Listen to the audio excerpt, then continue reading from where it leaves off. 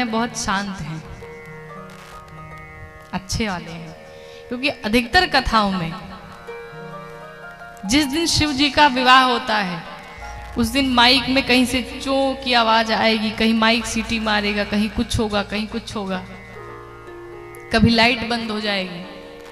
ऐसा अक्सर कथाओं में होता है, तो लगता है कि भगवान के गण पहुंच गए हैं।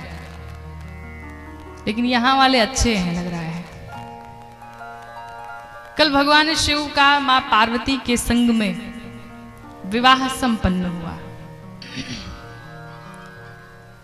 विवाह के पश्चात जिस प्रकार से हर मां अपनी बिटिया को शिक्षा देती है, उसी प्रकार से आज मैना मैया भी मां पार्वती को गोद में बिठा करके ये शिक्षा प्रदान कर रही हैं कि किस प्रकार से जाकर के ससुराल में तुम्हें कैसा व्यवहार करना है। वो सारी शिक्षाएं मैना मैया मां पार्वती को दे रही हैं।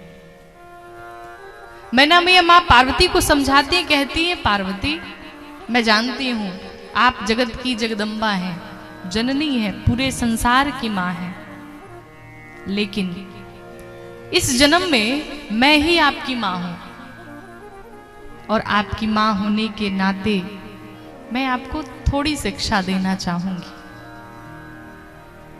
ससुराल में जाकर के सिर्फ एक व्यवहार करना, क्या कि करे हो सदा शंकर पद पूजा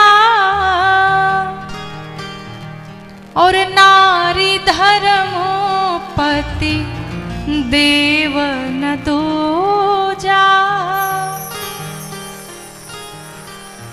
सदैव अपने पति की सेवा करना, भगवान शिव की पूजा करना। पूजा करने का अर्थ क्या है? पहले दिन भी मैंने निवेदन किया था कि अपने बड़ों की पूजा करने का अर्थ है उनके वचनों का पालन करना। यही बड़े की पूजा है। पति की पूजा करने का अर्थ क्या है? ऐसा नहीं कि आप सुबह शाम आरती की थाल लेकर के उन्हें दिखाएं। अगर दिखाएं तो बहुत अच्छी बात है, लेकिन आरती की थाल खूब दिखाएं, रोज प्रणाम करें और पति की एक भी बात ना सुने, फिर उस पूजा व्रत का कोई मतलब नहीं है। पार्वती मैया को मां मैना यही शिक्षा दे रही हैं, करूं सदा शंकर पद पूजा। पार्वती सदैव अपने पति की पूजा करना, उनकी सेवा करना, उनके वचनों से प्रेम करना। क्यों?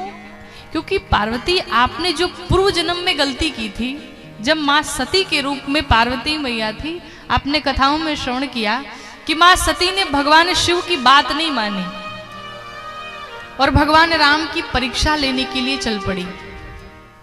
परिणाम देह का त्याग करना पड़ा। इसलिए मां पार्वती को मैना मैया बार बार शिक्षा दे रही हैं कि अपने पति की सेवा करना, अपने पति की पूजा करना, उनके वचनों का पालन करना। और नारी के लिए, एक स्त्री के लिए इससे बड़ा कोई संसार में धर्म नहीं है, इससे बड़ी कोई पूजा नहीं है। आगे की कथाओं में आप श्रवण करेंगे कि मां अनुसुईया मां सीता को भी यही शिक्षा दे रही हैं। कहती कि एक कई धर्म एक व्रत ने मां और काया वचन मन पति पद प्रेमा। एक ही धर्म, एक ही व्रत, एक ही नियम स्त्रियों के लिए बनाया गया है। कोई व्रत, कोई पूजा नहीं बनाई गई, सिर्फ संसार में एक पूजा है, अपने पति की सेवा करना, अपने पति के वचनों का पालन करना। लेकिन ऐसा नहीं है कि अगर पति कुछ गलत बोले तो आप उस बात को माने। अपने मति के अनुसार जो सही हो उसका साथ दे, वो चाहे बड़ा ही क्यों ना आपसे कह रहा हो। पति अगर शराब पी करके घर आता है और उल्टी सीधे बातें आपसे करता है तो ऐसा नहीं आप उसकी बातें मान लें। लेकिन वो उसका कार्य है। अगर वो ऐसा करता है तो आप उसे सही रास्ते पर लाएं, आप उसे समझाएं। लेकिन आजकल के समाज में क्या कहना, पुरुष वर्ग को छोड़ दीजिए, वो तो जो करते सो करते हैं। लेकिन आजकल की लड़कियां भी, माताएं भी शराब पीना शुरू कर दी हैं बड़े बड़े शहरों में। गांव में तो अभी भी बहुत संस्कार बचे हुए हैं, लेकिन शहरों में तो ये शौक हो गया है, शराब पीना, सिगरेट पीना, गलत व्यवहार करना, ये आजकल की लड़कियों के शौक बन गए हैं। और इसका असर जानते हैं, हमारे पूरे समाज को दूषित कर रहा है। और इसका मतलब यह है कि आपके संस्कार अच्छे नहीं हैं, आपके दिए हुए संस्कार नहीं अच्छे हैं। वरना आप अपने बेटे बेटी को चाहे जहां भेज दे संसार में, अगर उसके संस्कार अच्छे हैं तो वो कभी कोई गलत कार्य नहीं कर सकता। कहीं ना कहीं उसके संस्कारों में कमी है।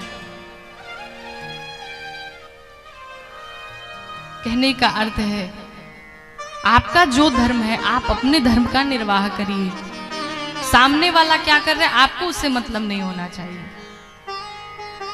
मैना मैया मां पार्वती को शिक्षा देती हैं, कहती हैं अपने पति के वचनों से प्रेम करना। क्या व्यवहार करना? मां कहती हैं कि माने दुलारी मेरा कहना, इस भांति रहना।